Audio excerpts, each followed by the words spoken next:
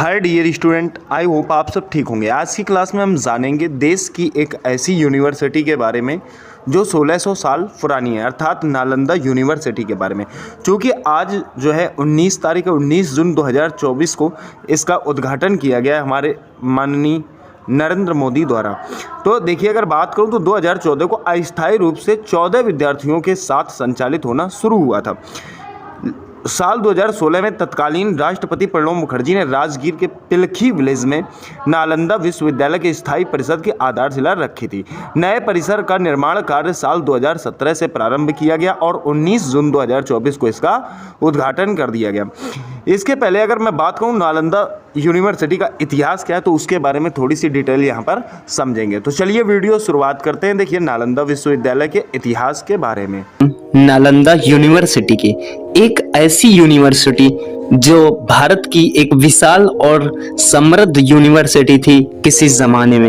एक ऐसी यूनिवर्सिटी जिसमें व्हेन-त्सांग जैसे महान व्यक्ति भी आए। व्हेन-त्सांग ने 7वीं शताब्दी में आकर शिक्षा ली। वे अपनी किताब में लिखते हैं कि नालंदा वह जगह है जहां महात्मा बुद्ध ने अपना तीसरा उपदेश दिया था। और इसकी बात करें तो इसके 1000 साल बाद एक शासक थे जिनका नाम था कुमारगुप्त। तो कुमारगुप्त ने इस नालंदा यूनिवर्सिटी की स्थापना 5वीं शताब्दी में की थी। इस यूनिवर्सिटी की बात करें अगर, तो इस यूनिवर्सिटी में 10,000 से अधिक विद्यार्थी और 2700 से ज़्यादा शिक्षक हुआ करते थे। यहाँ पर चीन, जापान, कोरिया, इंडोनेशिया, तुर्की और श्रीलंका से लोग पढ़ने भी आते थे, जहाँ इनको एस्ट्रोनॉमी, मैथमेटिक्स, मेडिसिन, फिलोसॉफी जैसे सब्जेक्ट भी पढ़ाए जाते थे। मठों का ज्ञान भी दिया जाता था। यही नहीं, जीरो और डेसिमल सिस्टम के आविष्कारक आर्यभट्ट ने भी यहाँ पर शिक्षक का कार्य किया। इनके अलावा यहाँ पर हर्षवर्धन और नागार्जुन जैसे, धर्मपाल जैसे ज्ञानी भी रह चुके थे। एजुकेशन का क्षेत्र बढ़ा चुके थे। नालंदा यूनिवर्सिटी में हमला सिर्फ खिलजी ने नहीं किया था।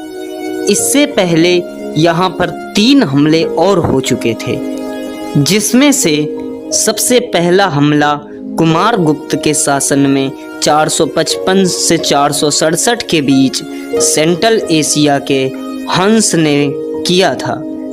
उसके बाद बात करें 7वीं शताब्दी में दूसरा हमला जो हुआ था वो बंगाल के गोदास के द्वारा हुआ था और हर्षवर्धन ने इसे ठीक कराया था, इसका पुनर्निर्माण कराया था। तो खिलजी की तबीयत खराब होने पर ऐसा होता है, तीसरा हमला जो है खिलजी के द्वारा किया जाता है। जब खिलजी की तबीयत खराब हो जाती है, फिर खिलजी ने नालंदा के प्रिंसिपल राहुल श्रीधर से मिलने को कहा। खिलजी ने श्रीधर के सामने शर्त रखी, क्योंकि खिलजी बहुत ही ज़्यादा बीमार था। उसने शर्त रखी कि वह मेरा इलाज, अर्थात राहुल श्रीधर के द्वारा मेरा इलाज बिना किसी दवा के किया जाएगा। वो कोई ऐसी दवा नहीं खाएंगे। राहुल ने या फिर श्रीधर ने उनकी बात को स्वीकार किया और स्वीकार करने के बाद उन्होंने ये निर्णय लिया कि वो कुरान की पुस्तक में दवा लगाकर खिलजी के सामने रख लेंगे और इस बात का खिलजी को थोड़ा सा भी एहसास नहीं होगा। यही कार्य श्रीधर जी ने किया। उन्होंने कुरान के हर एक पेज में दवा लगा दी थी और उन्होंने खिलजी से कहा कि आपको प्रतिदिन कुरान पढ़नी है। खिलजी को इस बात का एहसास नहीं हुआ। वह रोज पढ़ता था कुरान और धीरे धीरे हवा के द्वारा वो सही होता चला गया और अंत में वह ठीक हो गया। और जैसे ही ठीक हुआ, उसके मन में एक जलन थी। उसने सोचा कि ये नालंदा यूनिवर्सिटी वाले हमसे ज़्यादा शक्तिशाली और हर चीज़ में सक्रिय हैं, अग्रज हैं, क्यों है ऐसा, उसे उनसे जलन होती थी और इसी जलन के कारण उसने नालंदा यूनिवर्सिटी पर अटैक कर दिया। और अटैक करने के बाद उस यूनिवर्सिटी की सबसे बड़ी चीज़, जिसके तहत अगर मैं बताऊं आपको, तो नालंदा में बहुत बड़ी लाइब्रेरी थी जिसका नाम था धर्मगुंज, जो 9 मंजिला थी और इसमें 3 भाग थे। कह सकते हो आप कि वो 3 भागों में बटी हुई थी, जिसके अंतर्गत मैं बताऊं, उन 3 भागों को रत्न रंजक, रत्नोदधि, रत्न सागर का नाम दिया गया। इस लाइब्रेरी में माना जाता है कि लगभग 3 लाख से भी अधिक किताबें हैं और कुछ उपनिषद के ओरिजिनल नोट्स भी थे जो भी उस आग में जल गए। आग इतनी भयानक थी कि वो लगभग 3 महीने तक लगातार धू धू कर जलती रही, इतनी भयानक आग थी। सिर्फ यही नहीं, उसने विक्रमशिला तथा ओडांतापुरी में भी अटैक करवाया और विक्रमशिला तथा ओडांतापुरी यूनिवर्सिटी भी उसने नष्ट करवा दी।